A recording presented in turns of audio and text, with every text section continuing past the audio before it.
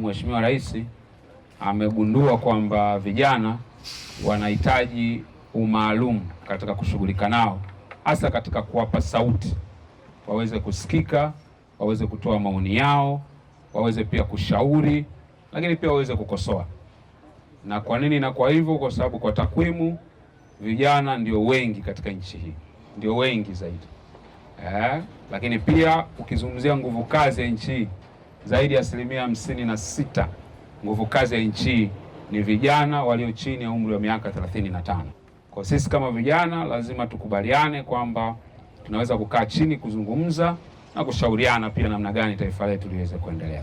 Tulifuatwa katika sehemu zetu za biashara, tukaambiwa kwamba kuna mikopo ambayo inazingatia mama alitoa, lakini tulifuatilia hiyo mikopo na bila kuipata mpaka leo. Tunazungushwa, tunaambiwa mara hujakidhi vigezo, hujafanya hichi, hujafanya kile. Kwa hiyo tunakuwa tunaona serikali yetu kama inatuongopea wakati fungu limetoka. Kwa hiyo tunashindwa kuelewa, ila leo kwa sababu waziri mwenye dhamana upo hapa, napenda kulizungumzia. Sasa wadada hao endapo watapatiwa mikopo, kuonyeshwa kwamba unaweza kufanya hichi, hakuna mtu utamkuta kasimama anajiuza. Uchumi ni mgumu, ndio maana inatokea hiyo. Nilikuwa naomba siku hii ya leo, kama Mungu alivyomleta waziri huyu mwenye dhamana, aliangalia swala hilo. Tumechoka kudanganywa, tunaambiwa tunapewa mikopo, wamama wa sokoni tuko pale, hakuna tunachofanyiwa. Tunalia mbele ya serikali yetu, serikali ya mama. Kijana mwenye dhamana, angalia wadogo zako, angalia mama zako, angalia dada zako, utusaidie. Muko watu wangapi? Muliomba shingapi? Muliomba kuanzia lini? Sisi kikundi chetu ni cha wanawake wa sokoni. Tunauza sokoni. Tuko wanawake 32. Kila kikundi kilikuwa na watu 6. Tuliambiwa kwamba tutapewa kila mmoja milioni 1.5 ili tuweze kujikwamua kiuchumi, lakini hakuna kila mmoja. Yani kila mmoja kikundi au kila mmoja mtu? Yani kikundi tutakuja kutembelewa, kila mtu na biashara yake. Baada ya hapo kila mtu atapewa, kama ukiwa na biashara ambayo ina nani, utapewa kuanzia milioni 1.5, ndo tulivyoambiwa, na wengine mpaka 500,000, 400,000 na kushuka chini. Nani aliwaambia? Walikuja waliotoka halmashauri, walikuja hapo kwenye soko letu. Haya, mkurugenzi, naomba unieleze hii kikundi unakifahamu, hizo ahadi nani amezitoa na zimefikia wapi?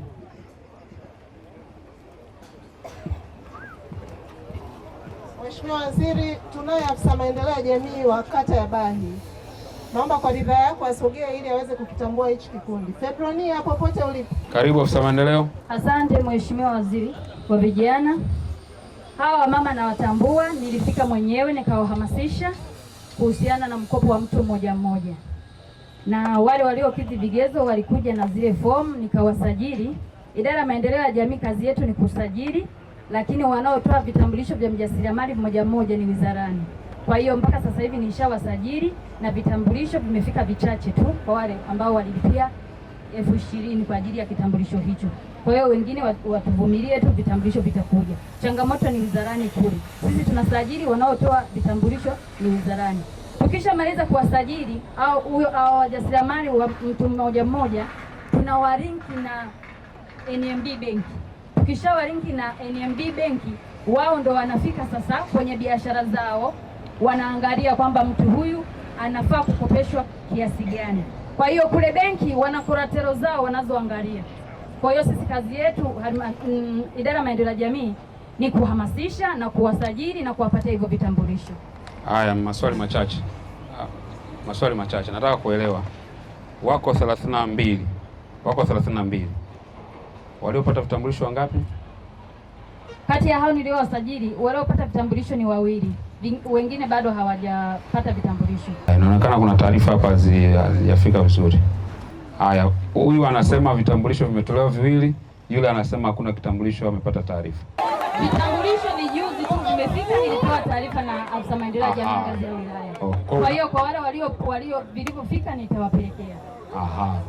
Kwa hiyo havijafika kwa maana yenyewe kukabidhiwa, ila vimefika ofisini. Wanakabidhiwa lini? Au wawili? hata sasa hivi naweza nikaenda kuvichukua. Basi kavichukue ukabidhi hapa tuwapatie vya kwao.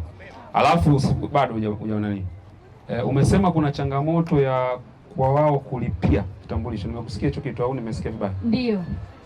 Hawa wajasiriamali huwa tunawahamasisha kwamba tukishawasajili kuna control number inatoka. Ikishatoka utaiona kwenye simu yako moja kwa moja. Kwa hiyo unachotakiwa kukifanya ni kwenda kulipia shilingi 20,000 ili wewe utengenezewe kitambulisho. Lakini wajasiriamali wengi wa kwetu tunawasajili, tunaishia tu kuwasajili, hawalipii ile 20,000. Kwa hiyo sasa wakishindwa kulipia 20,000 maana yake hawezi kutengenezewa kitambulisho. Yeah. Una ufahamu wote katika 32 wote wamelipia? Asante sana Mheshimiwa Waziri.